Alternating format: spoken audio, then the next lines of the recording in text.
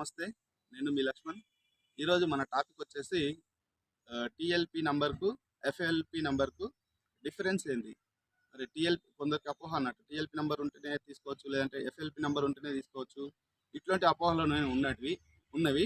వీటిని కొంచెం క్లారిఫై చేద్దాం. ఫస్ట్ వెంచర్ ఎట్లా డెవలప్ అవుతుంది, వెంచర్‌లో ఏమేమి ప్రొసీజర్‌లు ఉంటాయి అన్నీ తెలుసు మనకు. అప్రూవల్స్ వచ్చిన తర్వాత మనకు టీఎల్పీ నంబర్ అనేది రిలీజ్ అవుతుంది. టీఎల్పీ నంబర్ రిలీజ్ అయినప్పుడు ఒకవేళ డీటీసీపీని తీసుకుంటే 100% లేఅవుట్ ఉంటే అందులో 60% మాత్రమే ప్లాట్లు చేస్తాం. మిగతా 40% అనేది మనకు రోడ్లకు, పార్కులకే వెళ్ళిపోతుంది. మరి ఆ 60% మనము మొత్తం అమ్ముకోవచ్చా అంటే మొత్తం అమ్ముకోవడానికి రాదు. కేవలం అందులో 15% ఏం చేస్తారంటే మనకు లోకల్ బాడీకి మార్టిగేజ్ చేసి ఇస్తారు. ఎందుకంటే మనం లేఅవుట్ వేసినప్పుడు డెవలప్మెంట్స్ ఉంటాయి కదా, అవి కంప్లీట్ చేయాలి, లేదంటే కస్టమర్కు లాస్ అవుతుంది.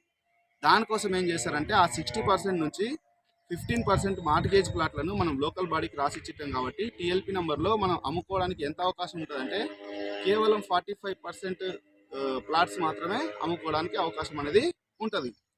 ఒకవేళ ఆ డెవలప్మెంట్ మొత్తం కంప్లీట్ అయిపోయిన తర్వాత ఆ 15% మార్టిగేజ్ ప్లాట్లు కూడా అంటే డెవలప్మెంట్ కంప్లీట్ అయిపోయిన తర్వాత రోడ్లు వేసటం, పార్కులు వేసటం అన్నీ అప్పుడు ఏం చేస్తారంటే ఆ మార్టిగేజ్ ప్లాట్లను రిలీజ్ చేస్తారు లోకల్ బాడీ.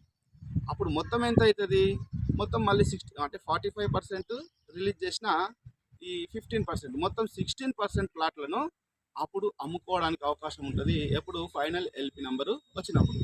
ఇందులో తేడా ఏం లేదు. టిఎల్పి నెంబర్ వచ్చినప్పుడేమో 45% మాత్రమే అమ్ముకోవచ్చు. ఫైనల్ ఎల్పి వచ్చినప్పుడు 60% ప్లాట్లు మాత్రమే క్లోజ్ చేసుకోవచ్చు అన్నట్టు. మొత్తం మీద టిఎల్పి నెంబర్ ఉన్నా, ఫైనల్ ఎల్పి నెంబర్ ఉన్నా రిజిస్ట్రేషన్ మాత్రం ఖచ్చితంగా అవుతుంది. టిఎల్పి నెంబర్ ఉన్నప్పుడేమో డెవలప్మెంట్స్ లేకుంటాయి, ఫైనల్ ఎల్పి నెంబర్ వచ్చినప్పుడేమో డెవలప్మెంట్స్ మొత్తం కంప్లీట్ అయ్యి ఉంటాయి. ఇది మాత్రమే తేడా, వేరే ఏమీ లేదు. ఇంకేమైనా డౌట్ ఉంటే డైరెక్ట్గా మీరు కాంటాక్ట్ చేయొచ్చు. Thank you so much.